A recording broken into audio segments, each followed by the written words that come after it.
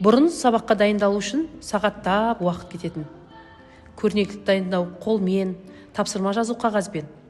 Оқушыға қызықты ету үшін көп күш керек еді. Бірақ заман өзгерді. Енді менің құралым бор мен кітап емес.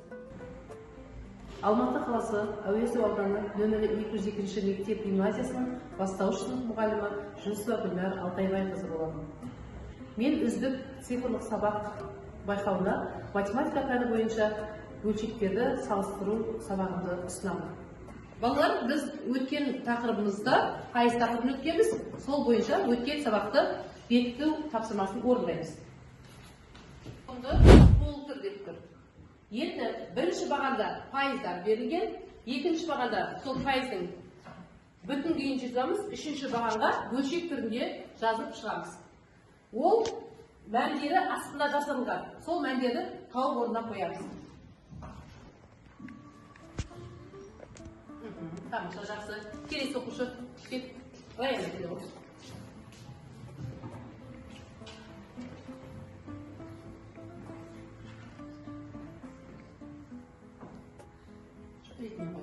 Жақсы, және жақсы отыра ғой.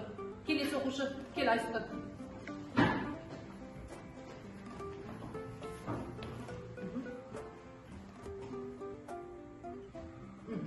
Тамаша, жақсы. Келесі. Кім келеді? Мадина келе ғой.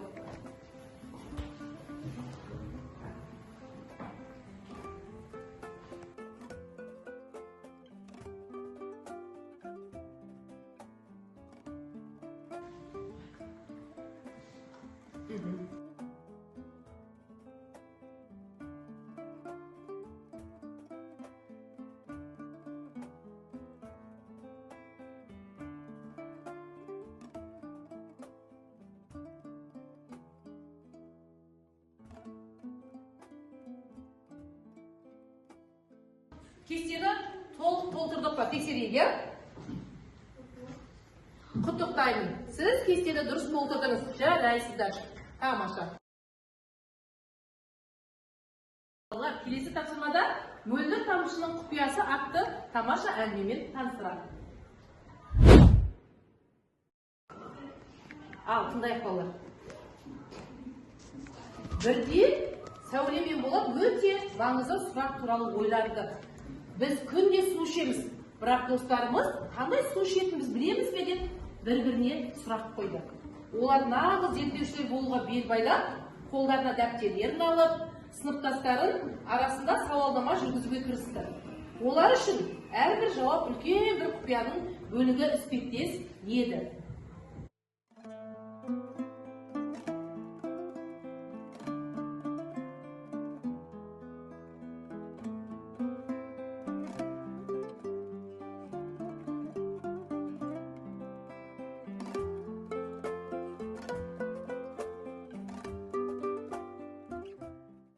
Достарына да осы пайдалы кеңесті айтып жүреді. Себебі таза су өмір нәрі деп әңгімені аяқтапты. Балалар, судың пайдасы өте көп екен. Ал балалар, осы әңгімедегі 51%-ны бөлшекке кім айналдырып айтады? Айсұлтан. Тамаша. 11%-ны Мадина. Жақсы. Келесі Айша 23% айтады ғой? 23. Тамаша. 15%-ы айтады Темірнар. 115. Бұлай болса балалар, осы бөлшектерді салыстыру тақырыбын өтеміз. Бұл сабағымыздың мақсаты. Балалар, барлығымыз тақтаға назар аударайықшы. Тақтада пицца берілген. Бірінші пицца неше бөлікке бөлінген? Ал екінші пицца 4 бөлікке. Енді бірінші пиццаның 3 бөлігін желінді, 1 бөлігі желінбей қалды. Ал желінбеген бөлігін пиццаны не деп жазамыз? 4-тен 1 бөлігі. Ал екінші пиццаның 1 бөлігі ғана желінді. Қалған желінбеген бөлігін 4-тен 3. Енді осы 4-тен 1 мен 4-тен 3 бөлшектерін салыстырамыз. Ол үшін бөлшектерге қарайық. Бөлшектердің бөлімдері нешеге тең? Дері олай болса 1-де екен, 4-те тең. Ал алымдары әртүрлі. Бірінші бөлшектің алымы нешеге тең? 1-де. Екінші бөлшектің алымы? Ал енді балалар, салыстыратын болса, бөлімі 1-де 2 бөлшектің салыстыру үшін олардың алымдарын салыстырамыз. Қай бөлшектің алымы үлкен болса, сол бөлшек үлкен болады. Олар келесі суретке назар аударайық.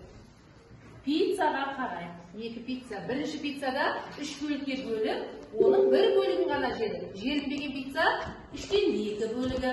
Екінші пицца 5 бөлікке бөлініп, және оның 3 бөлігі желінді, желінбеген бөлігі 5-тен 2. Ал, енді осы бөлшектерді салыстырайықшы. Ол үшін бөлшектердің алымдары мен бөлімдеріне назар аударайық балалар. Бөлшектердің алымдары қандай? 1-де, ал бөлімдері әртүрлі. Олай болса, бөлімдері әртүрлі. Бөлшектерді салыстыру үшін қай бөлшектің бөлімі кіші болса, сол бөлшек үлкен болады. Тестті оқып жүрейікші. Неспен оқи ғой? 3-тен 2 артық, 5-тен 2. Ал балалар, тақтаға назар аударайық. Бұна сайт бойынша балалар дөңгелектер берілген, және ол дөңгелектердің белгілі бір бөлшектері боялған екен. Көріп тұрмыз ғой, бірінші дөңгелектің боялған неше бөлігі? 1 бөлігі боялған, 9 бөлікке бөлінген, бөлшек 9-дан 1. Екінші дөңгелек неше бөлігі боялған? 9-дан 3 бөлігі. Ал осы екі бөлшекті салыстырып көрейікші кәл. Кім салыстырып айтады? 9-дан 1, кем 9-дан 3, 9-дан 1, кем 9-дан 3-тен.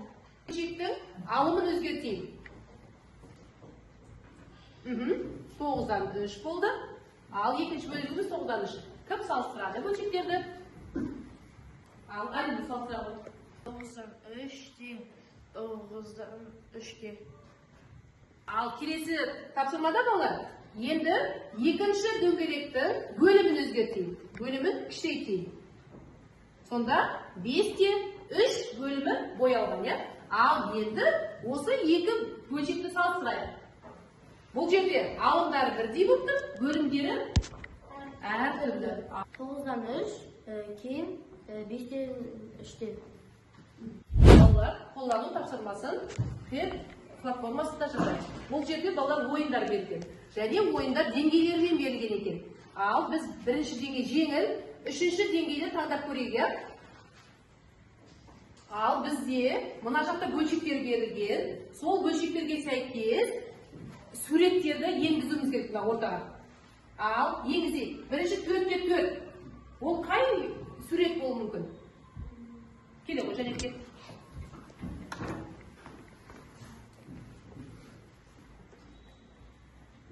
Тамаша, және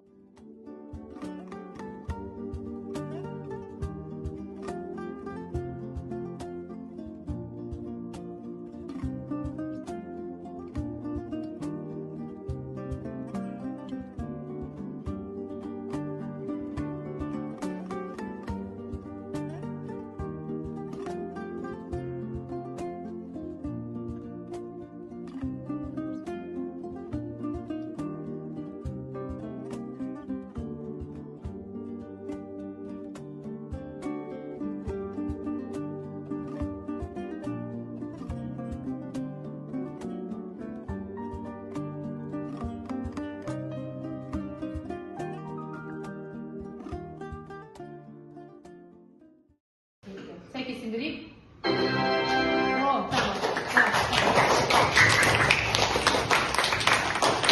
Балалар, енді осы тапсырманың күрделенген түрі бар екен. Соны таңдайық. Енді тапсырманы түсініп алайық, балалар. Бұл жерде бөлшек те жоқ, сурет те жоқ. Бөлшектерді жоғарыдан таңдаймыз, бөлшектерді төменнен таңдап, осы ойынды сәйкестендіреміз. Түсінікті ғой? Келмей қалып келе ғой.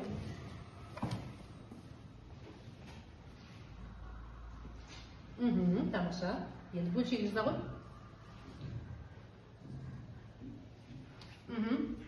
Тамаша. Дұрыс па, балалар? Керемет, жақсы.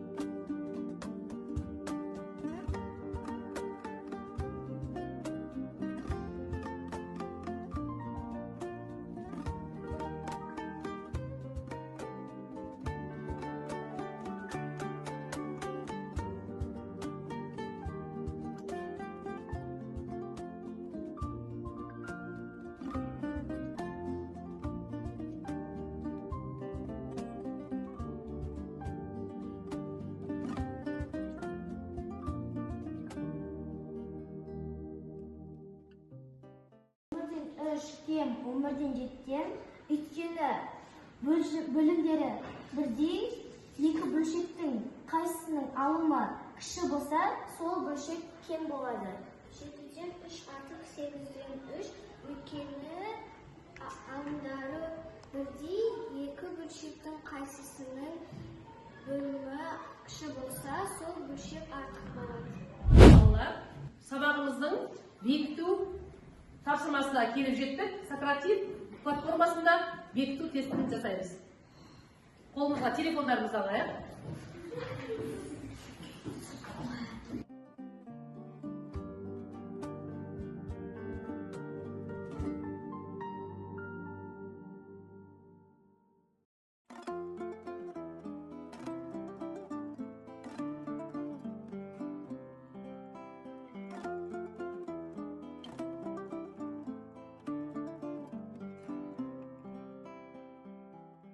Сократив платформасындағы бөлшектерді салыстырып тапсырмамыз аяқталды.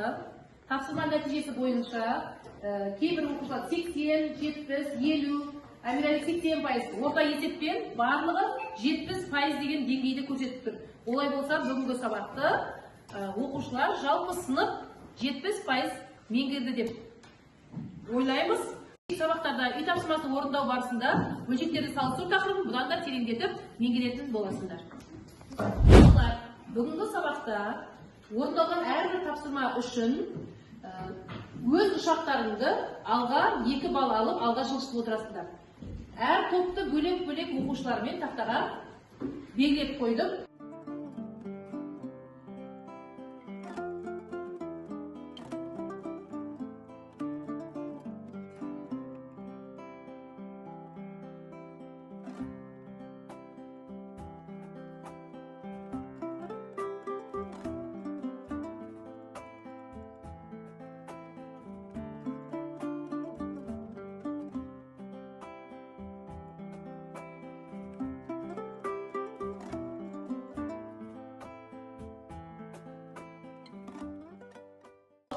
Келесі менің тапсырмам сендерге ой салады деп ойлаймын.